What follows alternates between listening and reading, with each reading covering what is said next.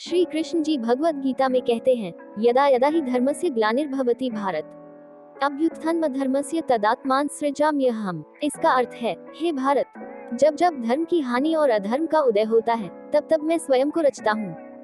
भगवत गीता में भगवान श्री कृष्ण अर्जुन को बहुत कुछ समझाते हैं।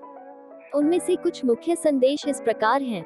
अर्जुन को कर्तव्य का पालन करने का उपदेश दिया जाता है। भगवान कहते हैं कि हमें कर्तव्य का पालन करना चाहिए और फल की चिंता नहीं करनी चाहिए।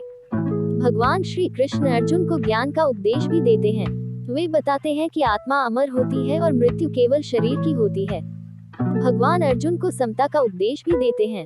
वे कहते हैं कि सबको समान दृष्टि से देखना चाहिए और किसी के प्रति भेदभाव नहीं करना चाहिए। भगवत गीता में भगवान श्री कृष्ण अर्जुन को बहुत कुछ समझाते हैं।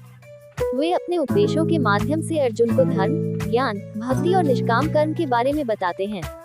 इसके अलावा कुछ और महत्वपूर्ण संदेश भी हैं, जैसे आत्मा के अमरत्व के बारे में बताते हुए भगवान श्री कृष्ण अर्जुन को ये समझाते हैं कि आत्मा न केवल जन्म लेती और मरती है, बल्कि ये सदा जीवित रहती है। भगवान श्री कृष्ण अर्जुन को कर्मयोग का उपदेश भी देते हैं।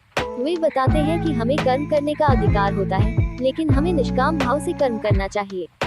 भगवान श्री कृष्ण अर्जुन को संसार मोक्ष के बारे में भी बताते हैं। वे समझाते हैं कि संसार में हम दुखों से परेशान होते हैं और मोक्ष के लिए हमें ईश्वर के दर्शन करना चाहिए। भगवान श्री कृष्ण अर्जुन को समस्त मानव जाति के लिए निर्देश भी देते हैं। वे समझाते हैं कि सभी मनुष्यों, भगवान श्री कृष्ण अर्जुन को भक्ति का उपदेश भी देते हैं। वे बताते हैं कि भक्ति से ही हम भगवान को पा सकते हैं और उनसे संवाद कर सकते हैं।